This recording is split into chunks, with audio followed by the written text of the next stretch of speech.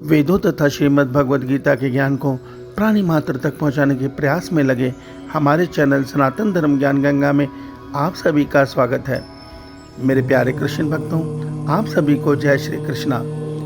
मेरे प्यारे कृष्ण भक्तों, सनातन धर्म ज्ञान गंगा चैनल के आज की वीडियो में हम लोग श्रीमद् भगवद गीता के अध्याय 14 के श्लोक 4 को भगवान श्री कृष्ण जी की कृपा से सरल रूप में सुनने और समझने का प्रयास करेंगे। जय श्री कृष्णा।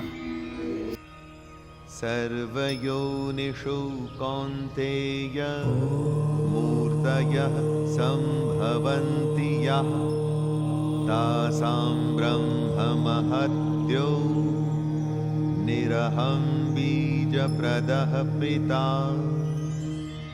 मेरे प्यारे कृष्ण भक्तों, श्रीमद् भगवद गीता के अध्याय 14 के श्लोक 4 में भगवान श्री कृष्ण जी अर्जुन के माध्यम से हम सब मनुष्यों को यह सत्य समझा रहे हैं कि हे अर्जुन, नाना प्रकार की योनियों में जितनी भी मूर्तियां अर्थात शरीरधारी प्राणी उत्पन्न होते हैं, प्रकृति तो उन सबको गर्भ धारण करने वाली माता है और उन सब में बीज स्थापित करने वाला पिता मैं ही हूँ। मेरे प्यारे कृष्ण भक्तों, यहाँ भगवान श्री कृष्ण जी हमें यह सत्य समझा रहे हैं कि वो परमात्मा महाप्रलय में जब कुछ नहीं होता तो वो महासर्ग के आरंभ में अपनी ओम रश्मि रूपी अर्थात ब्रह्म रूपी शक्ति के द्वारा इस निर्जीव प्रकृति को फिर से एक्टिवेट कर देते हैं, अर्थात उनको सक्रिय कर देते हैं, जिससे ब्रह्म रूप को पाकर यह प्रकृति फिर से अपनी क्रिया में अर्थात अपने कर्म में लग जाती है और इस प्रकृति में नाना प्रकार के 84 लाख योनियों के शरीर प्रकृति के द्वारा उत्पन्न होते हैं। इसमें समस्त संसार के कारक देवता भी हैं।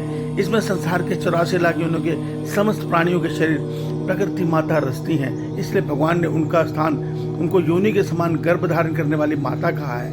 और भगवान कहते हैं वो केवल शरीर होते हैं, उनमें जो चेतन ऊर्जा रूपी ब्रह्म रूपी आत्मा है वो मेरा अंश है। मैं उन सबको ये आत्मा रूपी अंश देकर सबको जीवंत कर देता हूँ। तो भगवान यहाँ हमें यह सत्य समझा रहे हैं कि अर्जुन, मेरी प्रकृति रूपी माता इन सब शरीरों को रचती है, जो मेरी ही इच्छा से होता है और मेरी ही शक्ति से होता है, अर्थात वो प्रकृति भी मेरे ब्रह्म रूपी शक्ति के द्वारा सक्रिय होती है। अर्थात इन शरीरों को रचने में प्रकृति का अपना कोई योगदान नहीं है, वो मेरी ही शक्ति से सारे शरीरों को रचती है। फिर मैं परमात्मा सबके अंदर आत्मा रूपी अंश अर्थात बीज देकर उन सबको जीवंत कर देता हूँ। इस प्रकार जड़ चेतन के सहयोग से मेरी ये सृष्टि जीवंत होकर ये सृष्टि रूपी खेल में लगी है। अर्थात सबके अंदर जो बीज रूपी आत्मा है वो मेरा अंश है, अर्थात वो केवल एक है। शरीर भले ही नाना प्रकार के प्रकृति ने रचे हैं, अलग अलग गुण दोष वाले रचे हैं, मगर सबके अंदर जो चेतन शक्ति है वो एक है, वो मेरा अंश आत्मा है। वही ब्रह्म रूपी शक्ति सारे प्रकृति को सक्रिय किए हुए है, वही सारे ब्रह्मांड को सक्रिय किए हुए है, वो समस्त सृष्टि के प्राणियों को सक्रिय किए हुए है। अर्थात एक परमात्मा अनेक रूपों में ये सृष्टि रूपी खेल खेल रहा है।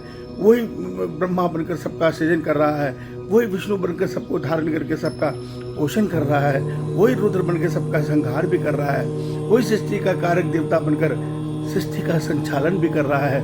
और वो अलग अलग शरीरों में जैसा प्रकृति के 3 गुण के कारण उस शरीर का गुण या दोष या स्वभाव है, उस रूप में इस सृष्टि रूपी खेल में लिप्त है। अर्थात हमें ऐसा प्रतीत हो रहा है कि इस सृष्टि रूपी खेल में कोई अच्छा है, कोई बुरा है, कोई किसी से हम मोह करते हैं, किसी से हम द्वेष करते हैं, पर वास्तव में सब कुछ भी नहीं है। सब परमात्मा एक सृष्टि रूपी खेल में लगे हैं। जहाँ भगवान शंकर जी माँ उमा को समझाते हैं, उमा कहूँ मैं अनुभव अपना, सत हरि भजन जगत सब सपना। ये जगत सपने के समान है।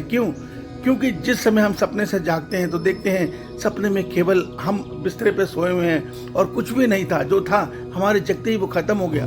ठीक इसी प्रकार जब जीवात्मा ये शरीर को त्याग देती है तब उसको यह आभास होता है कि ये संसार तो केवल सपने के समान था। यहाँ जो खेल में खेल रहा था वो सारा एक ही क्षण में समाप्त हो गया। मेरा कोई रिश्ते नातेदार नहीं बचा, मेरी कोई संपत्ति जो मैंने कमाई थी वो नहीं बची। ठीक उसी प्रकार जिस प्रकार सपने से जागते ही सब खत्म हो जाता है, ठीक इसी प्रकार इस शरीर को त्यागते ही हमारे शरीर से रिश्ते नाते मोह बंधन सारी संपदा जो हमने सीखा है, जो हमने समझा है, सब समाप्त हो जाता है। फिर हमें नए सिरे से नया जन्म लेकर फिर से उसे भुगतना पड़ता है। यही खेल में हम फंसे हैं। भगवान कहते हैं कि जब तुम अपने स्वरूप को जान जाओगे कि तुम मेरा अंश हो, तुम्हारा कोई अस्तित्व ही नहीं है, तो तुम मुझ में ही लय हो जाओगे, अर्थात मुझसे ही मिलन कर लोगे। इस सत्य को समझिए। ईश्वर आप सबका कल्याण करें। आपका दिन शुभ हो। जय श्री कृष्णा, जय श्री कृष्णा।